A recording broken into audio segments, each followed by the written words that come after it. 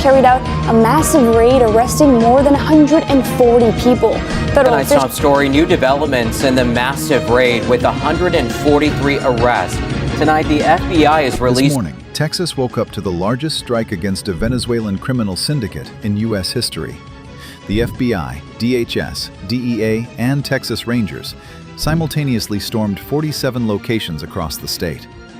2.3 tons of narcotics, 324 firearms, $42 million in cash and assets, 126 arrests. But the real shock wasn't the numbers. The real shock was the name of the man who had been protecting all of it. Harris County Sheriff Daniel R. Calderon. A man who stood under the American flag at every rally, swearing to fight Venezuelan gangs, was the one giving them the green light.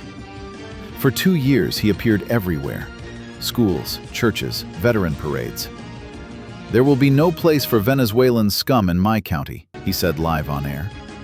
Yet just 3 hours after that speech, on the I-10 highway, where he personally changed the patrol schedule, a pickup belonging to Tren de Aragua passed through, carrying 90 kilograms of meth. The feds didn't notice it right away.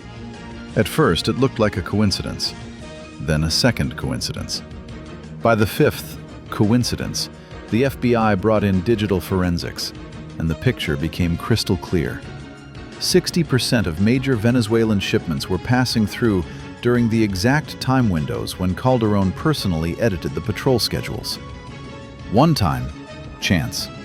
6 times, a system. At 5:47 a.m., while it was still dark, agents entered his office quietly.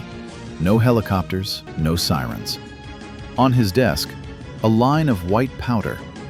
Field test, fentanyl. In the drawer, 2 rolled up $20 bills. In the safe, 9 bags of meth. In the bottom drawer, a 32-gigabyte flash drive. On it was a list of 7 sheriff's deputies marked with letters. S, stay silent. C, cooperate if needed. N, new, being evaluated. And then they found the map. A regular road map of Texas, but with blue marker lines showing routes with the fewest patrol units during specific hours. In the corner, the initials EC, Emily Calderon, the sheriff's wife, owner of a cleaning company that hadn't had a single contract in 2 years, yet received $58,000 to $92,000 per month from unknown accounts. Emily was arrested at 6:27 a.m. When they read her rights, she simply nodded and said, "I knew this day would come."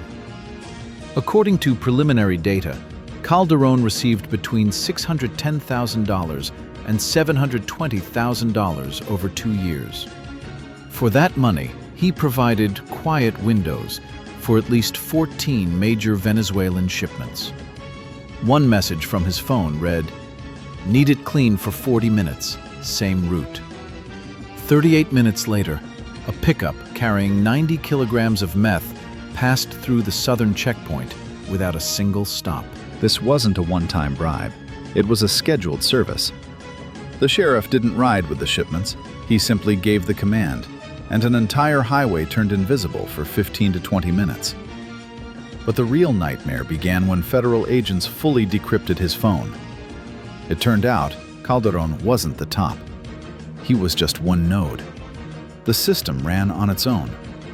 In 3 neighboring counties, on the same nights when the Venezuelan loads were moving, the same officer always took the night shift. His body cam was always accidentally off. The GPS on his patrol car always lost signal. Route change logs, blank. When they cross-checked bank activity, the shock was immediate.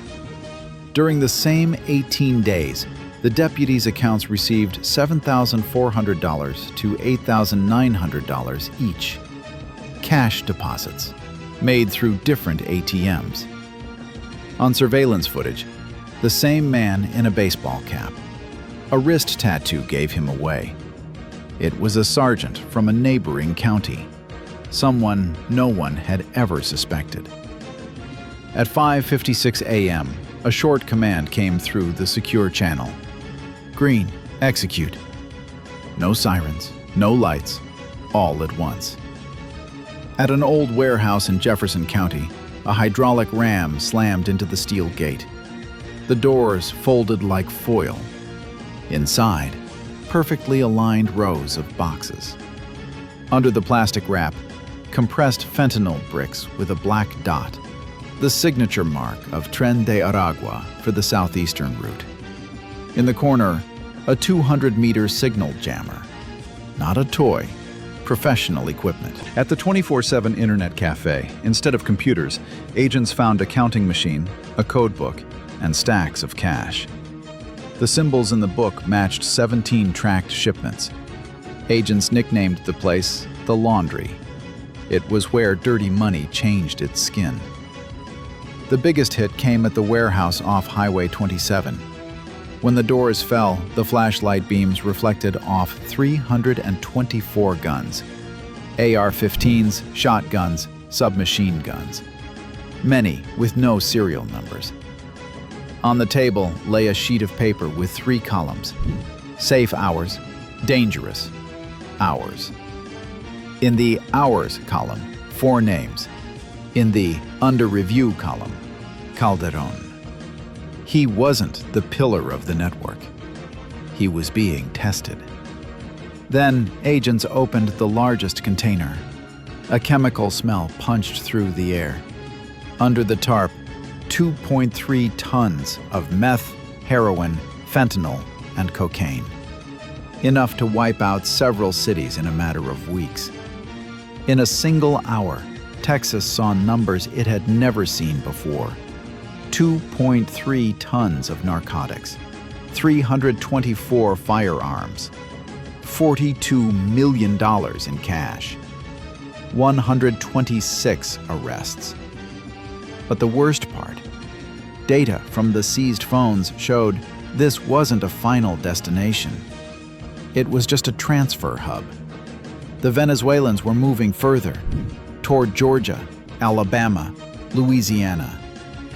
And the deepest crack was where no one expected it, right at the border. In El Paso, it all began with a simple nod.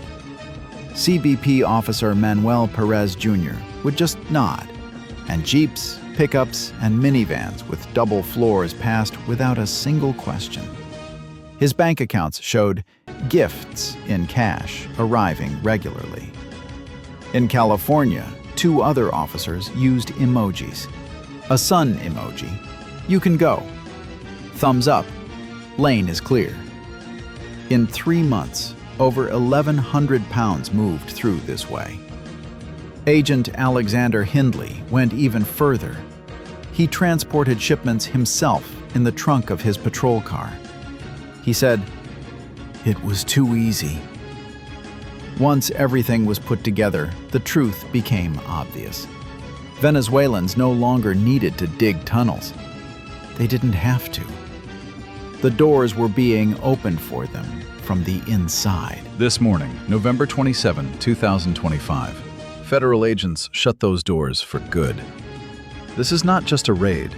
This is the beginning of a war America should have declared long ago. The Venezuelan cartels thought they could buy an entire state. Today they learned, Texas is not for sale. And this is only the beginning.